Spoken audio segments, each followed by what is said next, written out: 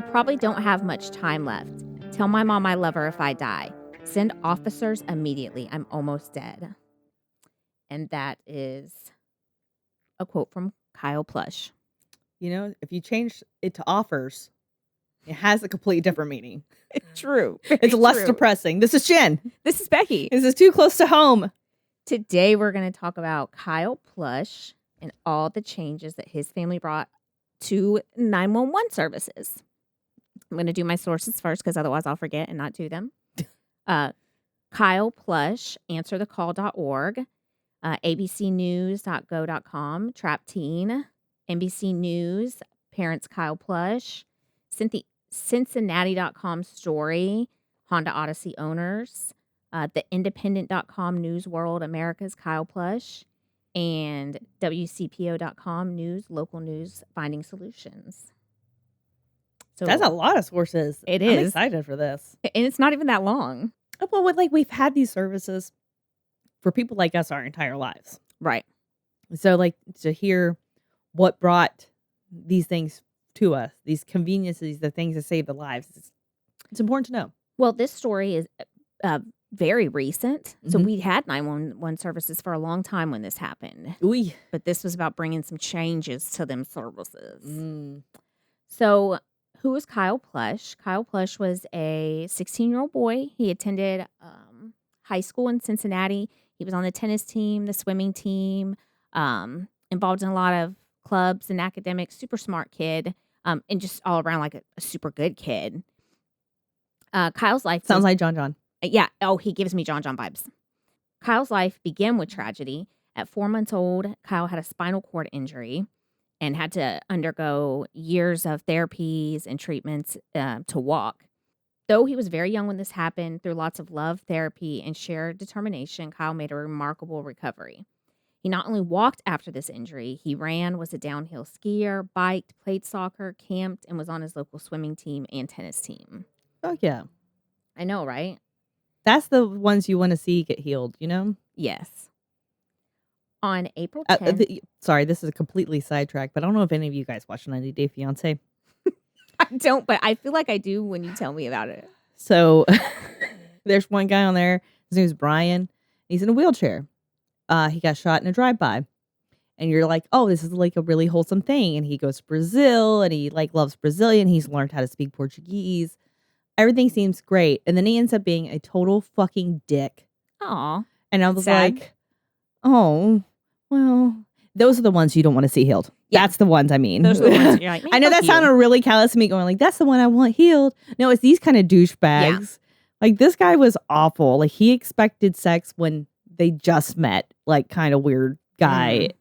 He lied about his age. She found out about it at a dinner with someone else. Oh, that's nice. Found out at dinner with someone else that he had been married like 5 times. She kept finding out all these awful things. And then at the end, he accused her of just wanting a green card. Boy, please. Go sit. I would say go sit down, but you are sitting down. She was like, are you fucking serious right now? The epitome of not taking accountability for your actions. It's not me, it's you. My favorite thing was another cast character was like, my parents think that she's using me for a green card, but I have no money. How could she be using me? Right? I'm broke bitch. Nothing to use here. Anyways, I digress. I'm sorry to get you on that, but I just wanted everyone to know there are people that don't deserve to be healed. There are. 100%. You, Brian, if you're listening, fuck you. On April 10th, 2018, Kyle Plush drove his family's minivan to the high school, Seven Hills School in Cincinnati, Ohio. The athletic young man loved sports, particularly tennis, and it looked like the perfect day to get on the court. Pulled up to the school, parked, and went to retrieve his tennis gear from the back seat by leaning over the seat. So I'm going to try to paint you the best visual that I can. On the Cincinnati link, there's actually a video representation of what happened if you have trouble following how I'm describing it. Because I had trouble at first, and I had to just really take my time and write it out in words that make sense to me. Right. But the words that make sense to me don't always make sense to everybody else. Just a forewarning here. So the van was set up like a typical van with 3 rows. You got your front row, your middle row, and then your back row. The back row seat was one of those seats that you could fold the seats down, and then you pull it, and it kind of goes into the bottom of the car to make a larger space back there. It goes into the little to make it more like a cargo space and less like a seat. Yeah, correct. It goes flat out. Exactly. Good. So far, I'm painting a good picture. You got it. See, I told you. I ain't never known you to be wrong, confusing. All you do is present facts on facts on facts. That's right. So while Kyle, he was sitting on the seat was folded down, but not pushed into the storage compartment. So he was sitting on it and putting on his shoes. And he leaned backwards into the storage area to grab one of his shoes.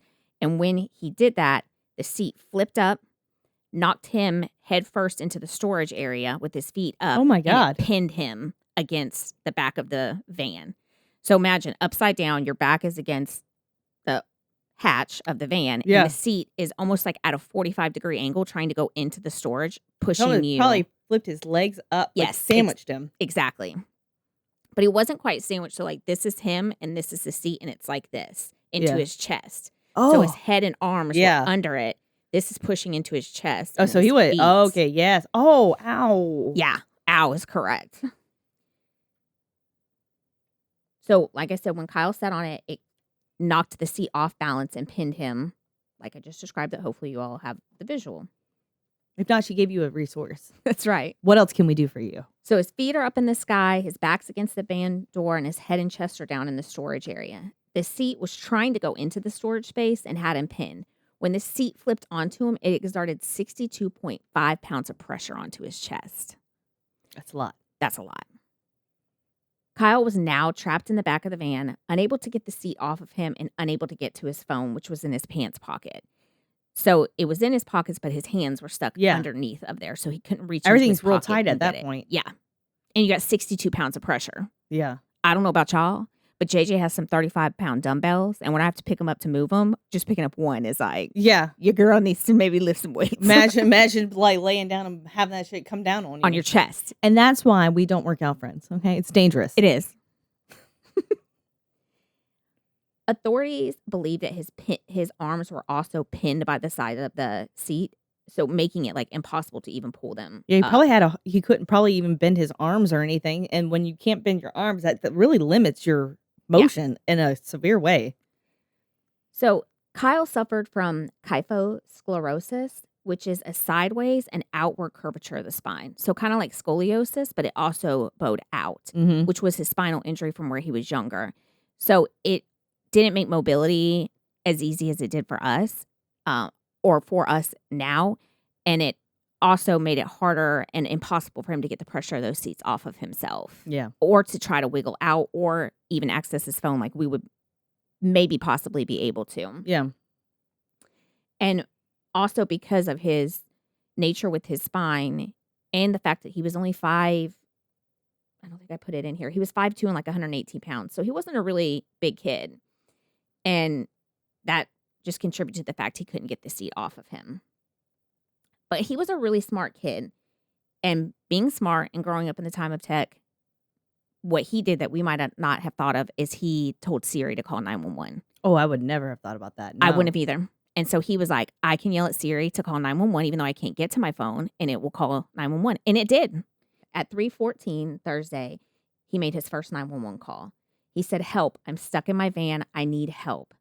An operator repeatedly asked Kyle to tell him where he was, ask all these questions, but Kyle couldn't hear them. He could only speak to them. So he didn't know what she was asking or anything. He's just saying like, yo, I need some help. And he's probably having a difficult time speaking anyways because of the pressure on his chest. And it was right on his chest. So he was having trouble breathing and he couldn't shout or anything because he couldn't take a deep breath to shout. Mm-hmm. Sometimes I think people forget that yelling isn't just using our voice to speak. It's making our lungs larger, taking a larger breath to do those things. And when you can't do that, you can't speak it loud and you can't scream. And you're also banking on the fact that people will stop because there's times that people will hear screaming and they will not come. Yes. They're not going to. They're not going to. They might have, and then you screamed and they said, you know what, dog? I'm going the other way.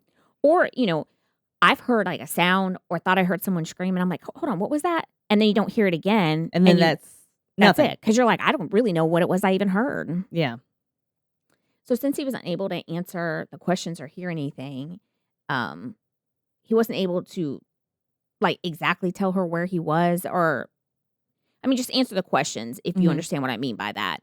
He was able to tell her that he was at Seven Hills, which was the name of his high school, and, she could hear him banging. He was banging, pushing, trying to get it off of him.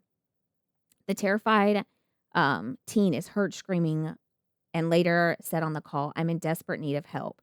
The call lasted nearly 3 minutes before it was disconnected, police said. Dispatchers did try to call him back, but it was going straight to voicemail, and obviously he couldn't answer it. And initially, he was able to yell a little bit, but as the time went on, he was getting weaker and Her weaker and muscles unable getting to. tired holding that weight up because he's literally doing push-ups with his rib meat, like, with his rib Yeah. muscles, like, up and down to hold that up just so he could talk. At 3:21 p.m., the incident was broadcast as an unknown trouble run and officers were dispatched. At 3:26, police officers arrived on the scene to investigate, and they patrolled the area in the parking lot to find someone in distress. Didn't find anything, closed it at 3:37 and went back into service. So, the dispatcher did not dispatch it as an urgent call. She dispatched it as somebody's in distress in a parking lot. So the cops get there, they drive around the parking lot, they're like, "We don't see shit." I feel like okay, listen, I have answered 911 calls before. I did get certified as, like, a entry-level terminal operator at 911 center, like, just the if you don't know, then it's very serious. If they can't tell you, it's very serious. Right? You using that common sense you got? Yeah, like, you have to think, if they're yelling at you and it sounds like the phone's away from their head, it's for good reason. Yeah, They're not just doing it for funsies. they're not. This is for real, for real. Kyle called I 911 will say again. you wanna hear a funny story just to kinda break it up Yeah, about 911 dispatching? always. One time, it was really late at night. We had a phone call that this couple had come home and found their teenage daughter with a boy in the living room. And I don't know why they decided they were gonna call us about it, because it's not illegal that the boy might have been there, you know what I mean? Right. I guess she was babysitting her younger siblings or something. Anyways, so they hang up, and then they call back and they said, "Also, he's been punched." Like, we don't know how that happened. Somehow he's wounded. Somehow he has a black eye now. Not sure how. Just want to let you guys know. FYI before you get here. See, in that situation, they were able to have the phone connected to their head both times. And so it wasn't serious. It was not. Well, it probably was for that teenage boy. Probably was. Probably terrifying. Kyle called 911 again at 3:35. So remember, the police that were dispatched are closing this call out now and finished closing at 3:37. While they're closing it, he is able to call again. This time a different dispatcher answered, and you can hear Plush saying, "I'm trapped inside my gold Honda Odyssey van in the parking lot of Seven Hills." So he tells them the make, the model, the color, and the parking lot. Plush again could not hear what they were saying. He was just saying, wait, he thought they needed to know to find him. Yeah, And because he can't hear her. yeah, it's pretty accurate, right? So he's probably just rambling off all the things that he thinks is going to get him found. He's heard in the phone call saying, "This is not a joke." Again, he couldn't hear the dispatcher. And so this dispatcher decided to tell the cops, "Hey, I got the same phone call here," but decided not to tell them the color of the van, not to tell them that it was a van, not to tell them any of that. So the Popo are like, "Well, we're here. We don't see anything." So they decide they're going to drive around again and kind of like really pay attention to the cars. They're looking, they don't see anything. You wouldn't have, because he would have been so far down. They got out at a couple cars just to randomly look in them because they weren't given any description, not even like a van. So they were looking And at they're in a vans. high school parking lot, which is probably fucking full of cars. It was. People were there doing after school activities, sports practices, all of that. And so they looked in a few cars. The sad thing is, at one of the cars they looked in was about 5 cars away from him. Oh my God. But he couldn't scream. No. So they didn't hear them. No. Hear him. I can't believe that she didn't. I know. Yeah. It's heartbreaking. I told you this story made me cry a couple times. This is the part where, see, I'm getting teary-eyed. On his last call, he said, I probably don't have much time. Tell my mom Tell my mom I love her if I die. Ugh. It's so sad. Jimmy, grab her a tissue, please. I know we guess, bitch. I don't need tissue. Yes, you do, okay? We cry for this boy. We cry for him. He deserves the tears. And then he said, please send officers immediately. I'm almost dead. Oh, the fact that you had to come to that realization. Yeah. I told you, I'm sorry. I don't know why this one makes me cry so much. It makes me want to cry because I wasn't a dispatcher. I was just, I wanted to learn about it. And I was a single woman and I had friends who were 911 dispatchers, and just to know all the things they missed. Yeah. See, this is sad too, but sad different than your sad. Your sad was disgustingly sad. This is just like, oh, fuck. All the things that went wrong. Yeah. All the things that she should have written in that CAD. All the things that they should have relayed. Yeah. During the second call, when Kyle gives a description of the van that he was trapped in, the officers, as I said, were in the parking lot at that time. While they did look around and were truly trying to find someone in distress, they see nothing. The description It's a needle of in the a van, haystack for them at that point because they don't have the proper information. and at this point, I'm sure the officers are almost thinking maybe this is a joke because we don't see anything, and this There's kid no- keeps calling and saying this. No amount of alarm. Nobody else is freaking out. There's Yeah. no car alarms going off. There's no cars that are doors are open or running or Mhm. anything. Nobody's run up. Like what the hell? So even though he had given the officers the make, model, the color, and which parking lot he was in, they still did not find him. That was the last call made to the 911 dispatchers. In the evening, Kyle did not return home and his parents became concerned. At 8 p.m., his dad drove up to the school to look around. At this point, the parking lot is pretty much cleared out. There's not very many cars, and his dad immediately spots the van. Oh my God. I bet his heart fucking fell. Like immediately probably seeing that from across the parking lot. Yeah. And you're probably still kind of hopeful at this point. Like, oh, there's the van. He must still be over there playing tennis and lost track of time. Yeah. So his dad went over to the van, opened it and unlocked the doors, and found his son. At this time, he had passed. Kyle died from asphyxia due to chest compression. A preliminary autopsy determined, according to the Hamilton County Coroner's Office. The You 911. know who else probably suffered from that? People in the witch trials when they had the stones on their chest. Oof. That's what that boy went through. Something that was a torture in medieval times. And, part of my heart goes out to the dispatchers because I'm sure when they found out afterwards, having to live with that would be unbearable. I don't think any ill will was ever intended. Oh, no. I and think so- it's just like what happens a lot of times in that field is the fatigue. You get a little jaded. Alarm fatigue is a huge thing, Mhm. where the things that alarm other people don't alarm you as much. So those things don't seem as serious. And they get hundreds of calls during a shift. And listened- there's plenty of pranks that do happen. I listened to a podcast a couple days ago called Critical Call. Mm-hmm. And the guy does interviews with people in different situations, first responders, regular people who have been in some kind of situation which required a critical call. And one was with the 911 dispatcher, and he's been doing it over 20 years. And he was talking about the amount of calls they receive. And he's like, people have no idea the amount we actually receive. And you do get fatigued, and you do almost become complacent and jaded. I just say like he 911 operators are some of the most cut and dry, mean women you will ever meet. They don't fuck all around because you'll find out. I remember that. The 911 dispatcher who received Plush's, I used Kyle and Plush back and forth, so excuse the back and forth. Second call was placed on administrative leave pending the outcome of the investigation. That call received a 60% grade, classified as unacceptable. According to the records released by the Cincinnati police, the 911 call was also not documented per procedure according to the records. During an interview, Kyle's parents, Jill and Ron Plush, said 911 emergencies dispatchers and first responders across the country should have the ability to pinpoint callers via GPS mapping technology, just like Uber drivers. Yeah. Why do they not have that? A fucking Uber driver does. Why was my son in this car? What year was this? 2018. That's crazy. Isn't it? Because when when- I did it, it was 2012. 12. And we didn't have the option.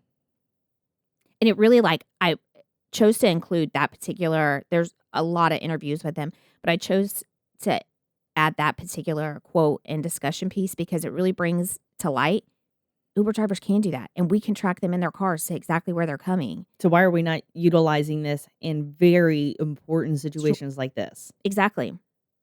This little boy would still be alive. We're using it for crime. We use cell phone triangulation for crimes. Yeah. We can't do that for this? Sad, isn't it?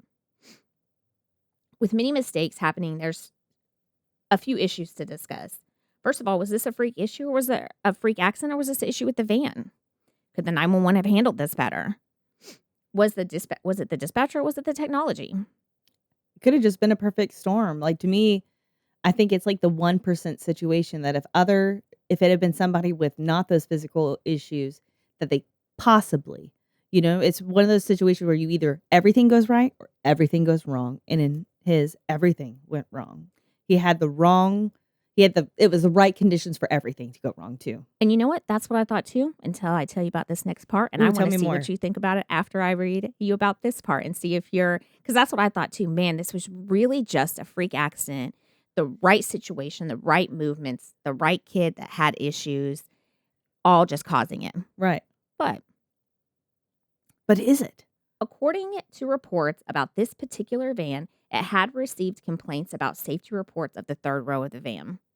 Weeks before Kyle died in the parking lot of that Honda Odyssey, federal safety regulators received a dire warning from an alarmed parent about a possible safety defect in the same minivan model. The Oklahoma owner of the 2011 Odyssey said there was a chronic latching problem with the third row and urged a federal recall. The seat would not lock into place and would suddenly flip over if someone sat or leaned on it.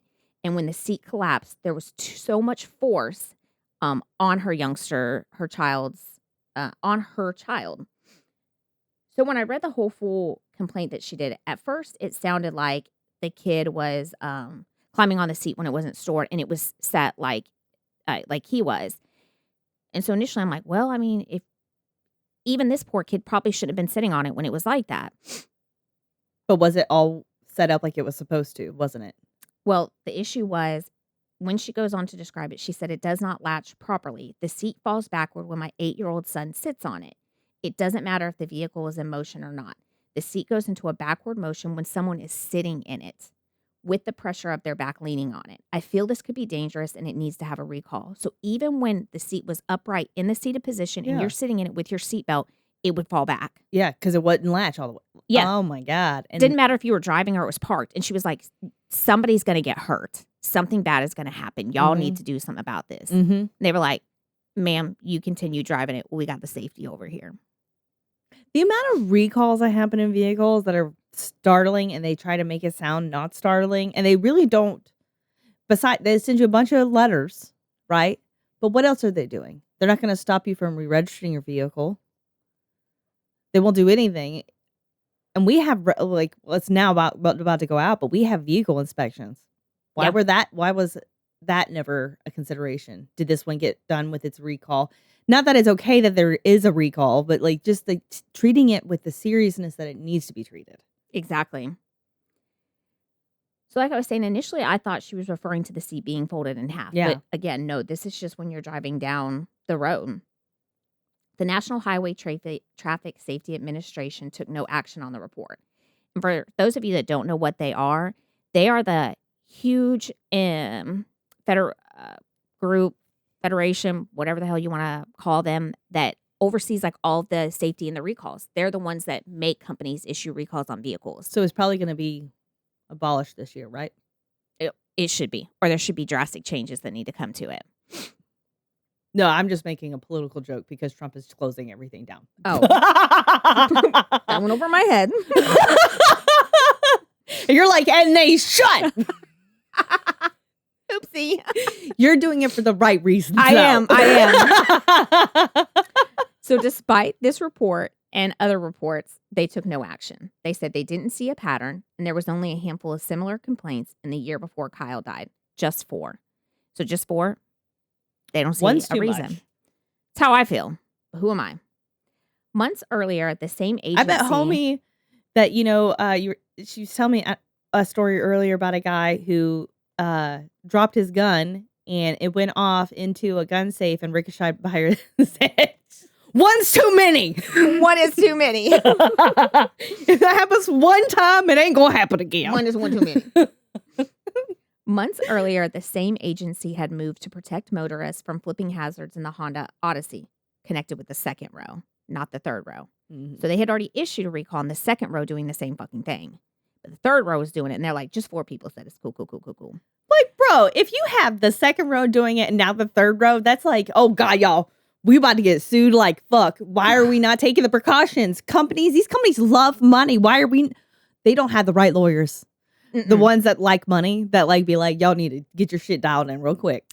And just because all you had was 4 complaints, that might be because your other people are people like me. Honestly, until I read this, I didn't even realize, and that's the stupidity on my part, and I'm accepting and acknowledging that if I had something like that happen with my vehicle, that what I should do is go on here and report it. Because that's how recalls happen. Mm-hmm. I just always assumed it was me being ignorant or, it's just a glitch. It never dawned on me that it is us as the consumers who have a responsibility to report these instances, no matter how trivial we think they are, so that they can be handled. Because although something devastating didn't happen to us, it might be the right situation with the right kid, with the right movements, that something does happen. Oh, yeah. And so now I need to be better and report things with vehicles, because we've all had that happen. I'm a big person on reporting because I just do. I'm a tattletale. You call me a tattletale all day long. But if someone does something wrong, like especially if it's in the medical field, I'm going to tell you real quick. And I don't call out things very often. And but when I do, it's scary. This is another example of why you should have been in the gifted program, because when I was at Emma's meeting and they were going over the traits and behaviors of typically gifted students, one of them was a need for people to follow the rules. And it, like, they didn't use the word compulsion, but that's what they were saying. A compulsive need for the people who don't follow the rules to be punished for those and to be called out for them. And I was like, well, if that ain't Emma, tied up in a nice little bow. It's mass hysteria. Dogs and cats living together. She told me the other day in her PE physical fitness test that she was the second highest with the push-ups. And I was like, okay, go girl. And she was like, okay, well, the truth is I was the 4th, but the other 2 don't count because they were cheating. So in reality, I was second. And I was like, I'm here for all of that energy you're bringing, but you can't just award yourself the trophy.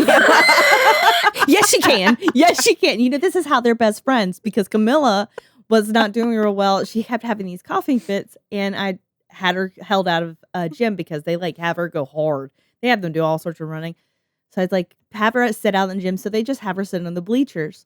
She got in the truck one day and was like, Mama, I was up there because I was supposed to be. And all these other girls kept coming up there. And I kept telling them, y'all ain't supposed to be up here right now. You're supposed to be down there doing your work. That's why they are tight and will be lifelong friends. Forever. When Emma finally admitted she just awarded herself second place based on what she felt was unfair judging on the other 2, I was like, I need you to get out of my face because I can't fucking deal with you right now. You are too much. And this is probably how your father feels every day of his life. Every day. And he enjoys every second. I'm like, I might not have received the award as the best employee at work, but I am. But I am. Trust me, it's an unspoken thing. And it has nothing to do with arrogance. It is strictly about following the rules. That's it. Oh, God. Just so we clear that up. Now back to the story. The agency had received nearly 180 Honda Odyssey seating complaints over the years, a quarter of them concerning seat stability. 1 out of every 5 stability cases were problems with the third row. None of them were subject to a federal recall or further investigation. NHTSA said no further investigation was needed. Honda said it's seen nothing that indicated that Kyle's tragedy was anything more than a freak accident. Ma'am and sir, you have all these complaints. And the test says you are the father. It does. Don't deny it. Get your shit together. Local investigators inspecting Kyle's minivan indicated that they had difficulty getting the seat to latch into place and that it would appear locked, but then rotate freely, according to documents obtained by the Inquirer. So that's probably what happened to Kyle. He thought the seat was locked. So he reached back there, but it wasn't. And Right. that's what many people complained. It looks like it's locked, but it's not. Mm-mm.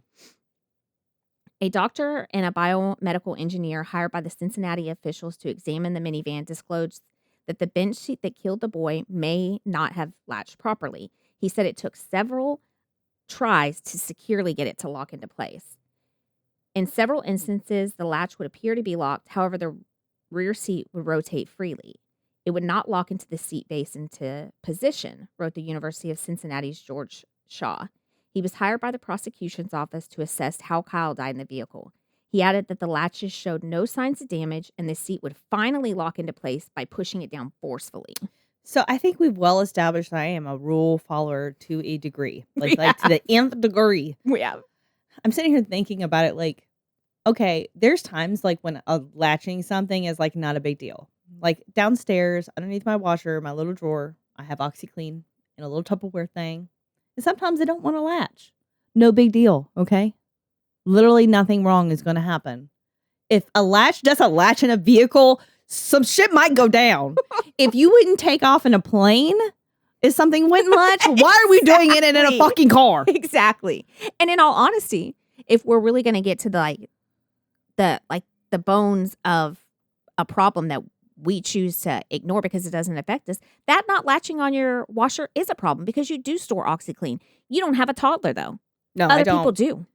And it would be that toddler be. We heard about Tide Pods, okay? Exactly. They make a lot of laundry stuff real delectable looking. They do. And I've known people to eat hand soap, okay? Right. They make it real tricky, okay? And it would be a problem. And I think sometimes these recalls and things don't happen because of people like in your situation. You're not going to report that latch is basically malfunctioning and not latching because it doesn't affect you in a negative way. Yep. It's just an inconvenience. Right. But you're correct. That's a good point. So there's a lot of, you might have got 180 complaints, but how many are there really? Because I'm not in that 1% that has experienced what that 1% has experienced. Yeah. And Camilla is old enough. She's not going to get in there and get into it. And if she does, that's just that's nature calling and saying she wasn't fit. And we don't report it because if it's not a danger to us. I'm just kidding. I would not. I would take my kid to the hospital if she did eat OxyClean. I would not just say that it's whatever nature says goes. It's not whatever will be, will be. And see, I so knowingly know your humor and your real reality that I really didn't even, I glazed right over that. I should have seen something and said something. But but because you know me. Now, if you guys didn't know me, you probably should say something. You should. According to I wonder how many times people have said something about me. Same. And they were probably right. According to the NHTSA, a handful of reports and even one fatality does not require a recall on a vehicle. So I really wanted to dive deeper into this and really understand the recall process on vehicles and how this all is handled because this story almost infuriates me enough that I want to actually That's where do I something am. about I'm it. I feel like I know that there's gonna be a solution probably at the end of this that's come from this story, but at the same time I'm ready to start alert, there isn't. I'm ready to get a soapbox. I'm ready to get up on that bitch and I'm ready to talk about it because this is insane. And also when you were going through your resources, I was like, Honda, why is Honda a resource? That's why, because you're like me. I bet you did the same thing I did. Hold up. I need to back it up a minute and I need to learn about this. Google. That's exactly what I did. And then I was like, okay, I'm greatly veering off into the recall world. And I really want the focuses to be on this child. And so I'm going to touch on this. But what you did learn was very pertinent. And you better believe I'm going to research it more. Oh, absolutely. Outside of this because it really is just so tragic with this child. And I'm not saying that only certain kids matter, but this kid had such a bright future and he was such a good kid. And that just makes it more heartbreaking. I'm not saying if he was a thug or anything, it wouldn't be, but my heart probably wouldn't have been touched as much as it was with this particular child. Yeah. Just because he was such he lit up a room. It was literally, the kid did nothing to deserve this. Yeah. He didn't put himself in the wrong place. He, didn't put something up his butt that he shouldn't have. Because that has happened with teenagers, okay? He didn't throw a rager. It was literally out of nowhere. The one mistake he made was instead of going around and opening the back of the van and getting his shoes out, he chose to lean over the seat. But let me tell you something. It's like an asteroid. Like, it's going to land where it lands, and this is one of those situations where it happened. R.I.P. dinos. R.I.P. Pour one out for the pterodactyl. This is why you love me. It is. Well, it's because that's how we get through these stories. Like, I have to explain. I was talking about some dark stuff the other night, and I was like, but I got to get my hee-haws in, Exactly. It's the only way. So I did want to include one other story. I read another story about the same vehicle, and it was a mother, and she was getting groceries out of the trunk. The seat was folded down, but obviously not put into the compartment. And when she grabbed one of the groceries, it hit the seat, causing it to flip over, crushing her arm, which resulted in her arm being broken. And she immediately reported it because she had 2 young children. Yeah. And she was afraid what could happen to her daughters because she's like, I'm a whole grown-ass woman. It was like when Camilla got bit by that dog. The first thing I thought was, like, if that had been Emma, that dog would have broken her hip. Yeah. Because she is so much smaller than Camilla. Yes. And her stature is literally the same as a 5-month-old. Literally. She's so tiny. She's made out of sticks and paper. She is. I mean, she's fragile. One strong gust and she's down the street. It's I not can even imagine if that shattered her arm. She probably was fucking terrified. It could have been her child's skull, for God's sake. And that's what she said. She said she was like terrified because she was like an overthinker like us. And what if that was my kid? And then you know what overthinkers do, though? They fix problems. They fix problems and they save fucking lives. And they get shit done. What you guys aren't seeing is that we're doing our own dance. One day we will have a YouTube video of us recording and you guys will enjoy it. But just so you all know, apparently multiple complaints of the seat not locking, even while driving, a child dying, and an injury to a mother does not warrant a change. I don't even think it's a question if 911 was at fault. I think we all know that. But let's talk about that. They definitely were. Mm-hmm. They received 2 calls telling him he was trapped in a car. He told them that he could not hear their questions. He described the vehicle he was in. He described the parking lot he was in. And we still failed him. He gave them the actual location. I'm at Falls High School. Obviously, his family felt failed by the situation, failed by 911, and they wanted to have change. Following a lengthy battle, the city awarded the Plush family $6 million, the second largest settlement in the city's history. As part of the settlement, the city pledged to improve 911 call centers, including spending $250,000 hiring experts to evaluate changes over 5 years and publishing 6 monthly reports available to the public. Yes. That snapping was me, like, doing my coffee house agreements. The settlement reads that the city has taken substantial remedial action to address the problems that contributed to the first responders failing to locate and rescue Kyle Plush, but acknowledges the need for continuous improvement with public transparency and accountability. There was a problem with morale, Gern Hardstein said. That was their lawyer. This is a very difficult job. It burns a lot of people out, and the city of Cincinnati has tackled that directly. Gern Hardstein said dispatchers are now given better access to mental health resources, which included a new peer support program. And this week, this article was written in June 2024, city officials filed a report detailing some of the work done in the wake of Plush's death. The news reported and found that there's been a real change in the Cincinnati dispatch system, including extensive training and reclassification of some calls, but that the progress report required as part of the settlement states that Cincinnati's communications center still struggles to recruit and hire staff. The center has hired more employees since February of 2024, but according to the report, as of June 2024, they were still 21 people short of their goal. It is a hard job, and the family was not acknowledging that. They were, and that they felt that part of the change was not just the systems, but what you're doing with your employees, because it is a mentally tiring and exhausting job, and any of us that have worked in a field like that, or corrections or healthcare, knows you can become jaded and become like being a hospice worker. You cannot do that. There's people that shift in and out. People that work with child predator enforcement and law enforcement, they have to cycle in and out because it's just too. Mm-hmm.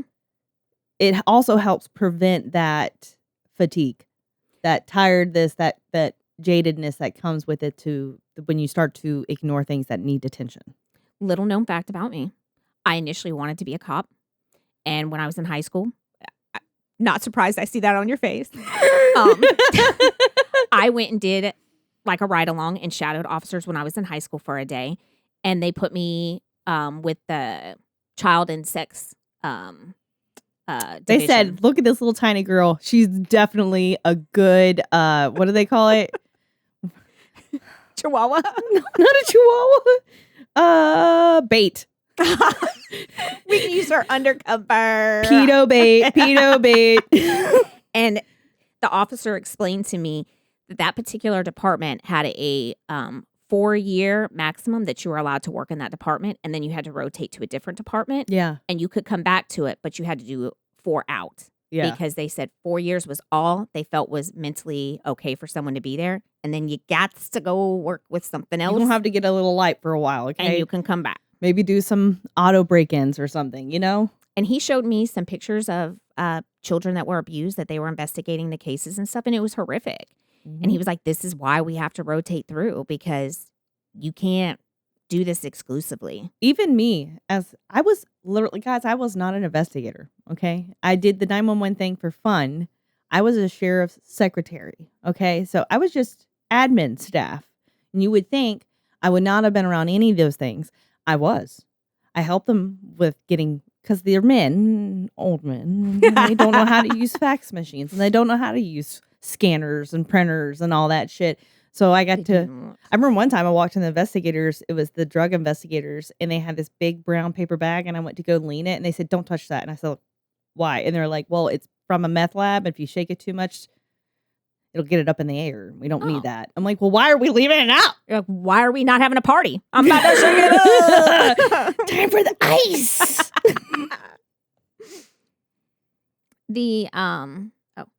Every 911 center across the country, and you can go to almost any of them, is struggling with finding people who will dedicate their lives to listening to people on their worst days, said Andrew Knapp, director of Hamilton County's Communications Center.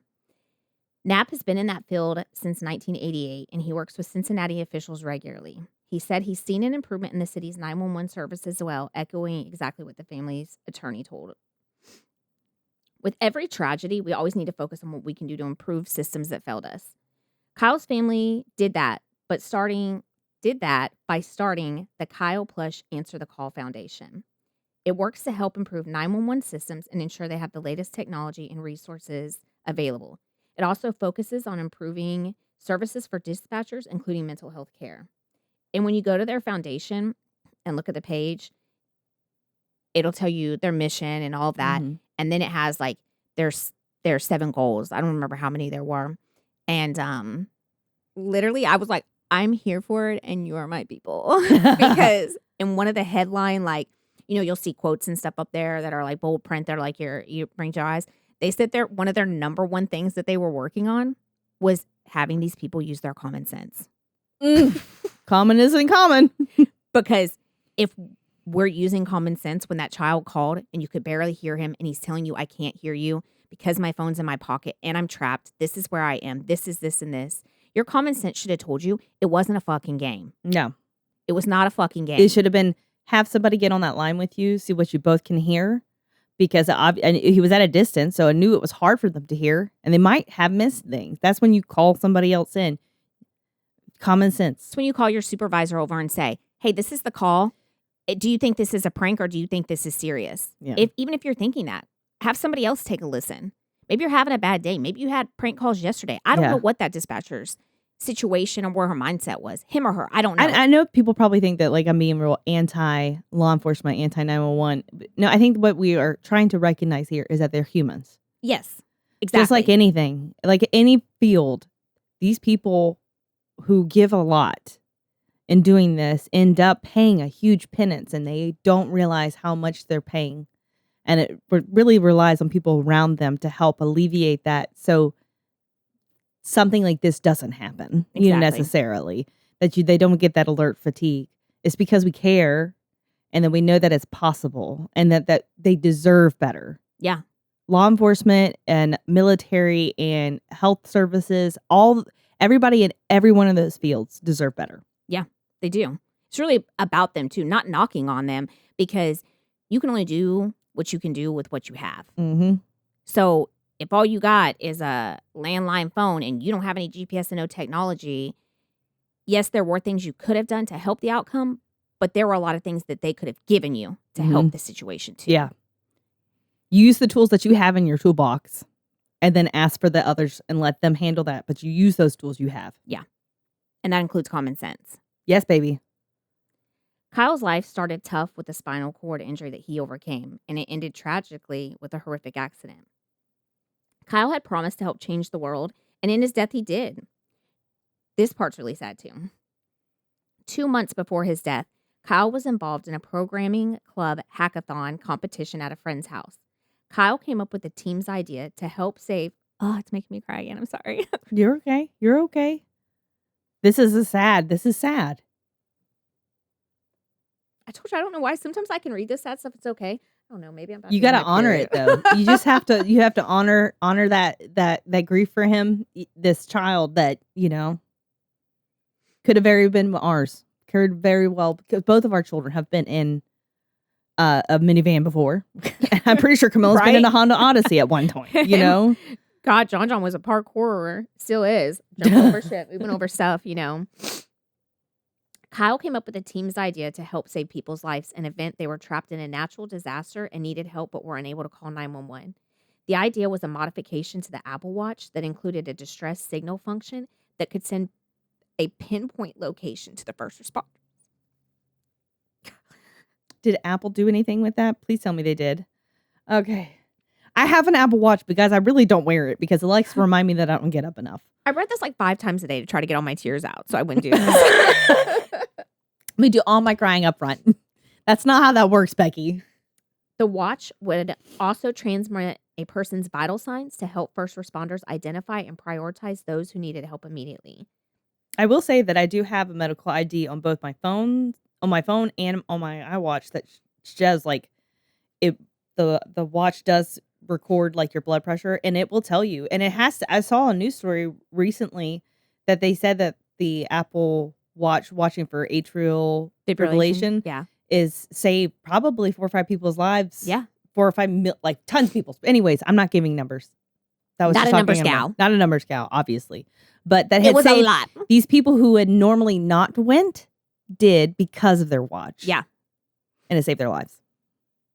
Kyle's idea would have saved his own life. Incredibly, a tech startup out of Harvard called Rapid SOS was simultaneously working on a similar solution in collaboration with Apple at this time. Their software is for free 911 and allows the center to immediately locate wireless 911 callers. In 2022, just 2 years ago, Apple Watch now has what's called Emergency SOS. When you make a call with Emergency SOS, your Apple Watch automatically calls local emergency service and shares your location with them. When the call ends, your Apple Watch sends your emergency contacts a text message with your current location, unless you choose to not. For a period of time after your SOS mode, your emergency contacts receive updates as to when your location changes. That happened one time. My sister accidentally set off her emergency contacts. She has an iPhone and I have an iPhone, and it alerted me. And then I had to panic, and I started calling everybody. I was like, "Where is she?" She would never ask me for help unless everybody else is dead. Why is nobody else helping her? I'm halfway across this United States. And then it turned out it was just like a false thing. But like iPhones have really come a long way.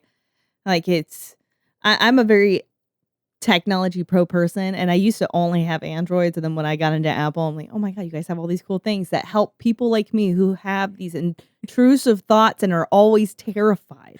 Yes. To know that I have those options there, those things that might save my life or someone else's. And that is the end of the story of Kyle Plush. And I just wanted to say, like, I think why this was so sad to me was one, it was a very innocent child, an innocent situation that something horrific happened. But only 16 years old, he was already trying to make things to help people when they weren't able to help themselves. And what a life he would have lived, what he would have come up with and done. I Because think his idea is now a part of our technology that can yeah. help save people. And I didn't even know it. I didn't either. Yeah. Didn't even know it this whole time. This child has been saving us posthumously. Yeah. Yeah, it does give me some hope in the world because I think about when you were saying like other people were working on a similar solution at the same time. We get so caught up in all like, and I'll say right now, like the Trump stuff. Every day he's saying some kind of off the wall shit, and then someone else is saying some off the wall shit, and then you got Nazis over here, and you got fascists over there. But there's a lot of us that are like, just want to help. Yeah. Like these people who wanted to create this boy who wanted to save lives, who was thinking of other people before himself. Yeah. That gives me hope for our future. That there are people willing to do that, willing to save the stranger. Yeah. Because there's so many right now that are wanting the stranger killed. Exactly. And I think, with the world the way it is and to see this kid and see this situation and know he was trying to create something that would have saved his own life. It's just, God, it's like gut wrenching. Just, ugh. I hate that it happened, but it also, those stories are what gives us who are left behind a way to go forward. And almost. unfortunately, I tell JJ, I'm like, failure is the heart of invention. That's why we come up with the things we do, because of failures. That's how almost everything was. Or, wasn't like a real French struggle. fries an accident? Worcestershire sauce, that was an accident. Did you know that? Yes. So, and 911 only came about because of tragedies. And so, although we unfortunately don't have this young man in the world anymore, his death has saved how many people's lives? Yep. Countless, and will continue to. Way past. Bob Ross always had happy accidents. That's right. Happy accident. I wouldn't say this one's happy, but this accident saved lives. Exactly. I think we needed this story today because really, honestly, I've been really introspective. Social media kind of sucks it out of me a little bit. Yeah. Right now, back to the other stuff because people spit vitriol and respond with vitriol. Yeah. And instead of saying it's okay to be wrong, it's okay to ask for help, it's okay to ask for information, it's okay to learn, and we are shaming each other for it. And here we are. This child had all the opportunities taken from him. We better do better for him, him who deserved more. Agreed. We get to be here. We better honor that.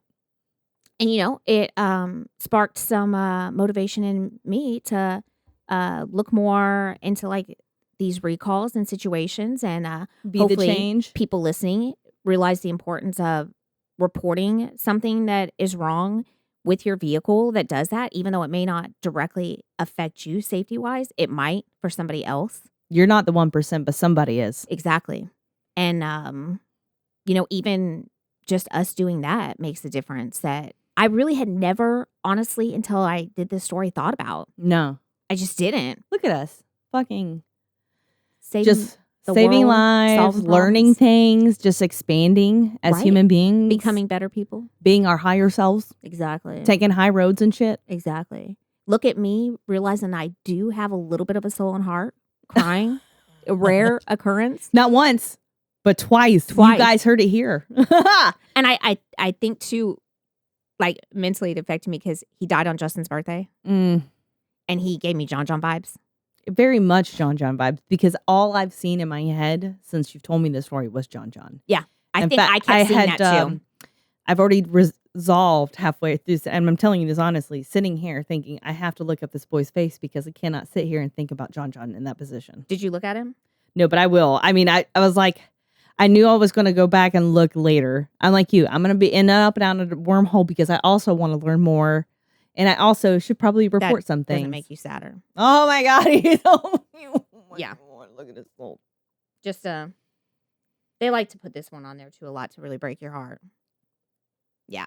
Just looks like a sweet kid too. With his family. his little sister. Yeah. So, yeah, then I had to look at all that, too, and was like, yeah, okay. Just that knife going, Thanks. As if this wasn't sad enough. See, you guys, we are human sometimes. So, see, I told you, I warned you. The first story was going to be really sad. Different sad than your sad. But I think it ended up being like a silver lining story. Yeah. So there we go. At least mine's like, at least it's not like mine. That's just, mine just are awful. Mine are just like, I do this every time. I was telling somebody the other day, I'm like, I just can't help it. That's where the title for the first episode, Joseph Fritzl, came from. Another dingling out, because I just keep picking these weird ones. We don't feel good about it because, we made an agreement a long time ago that you were going to write the long, horrible episodes and I was going to bring the light into our lives. Because you find the best light, great stories, like the best, most informational. Like they really also add to that. Like Jimmy really can't do a whole lot of fun facts on yours. No, I don't think there's any for this one. Because you already got those. You were the fun fact. It's Becky's fun facts today. Thank you. You're right. Facts on facts on facts. Well, you guys, don't forget to find us on our socials. Facebook, Instagram. I really don't do a whole lot on everything else. Yeah. It's just a lot. It's a lot. It's a little much for me. But we are on anywhere that you listen, so don't forget to rate and subscribe. If you want to do a girl a solid, do it for every single one of us. Remember, everything you do happens when it comes to recalls or rating and subscribing. That's right. If you have your own too close to home stories, definitely reach out. Let us know. And until next time, stay safe. Keep your head on a swivel. And don't bring it too close to home. And I got nothing to say on this one except report your things you think need recalled, even if they don't affect you. See something, say something. Bye! If you enjoyed this episode of Too Close to Home, don't forget to rate and subscribe to us on most platforms. Follow us on our social media at Too Close Home Pod on Facebook, at Too Close Podcast on Instagram, or if you have your own Too Close to Home experience, shoot us your story at tooclosetohome@yahoo.com. Thanks for listening.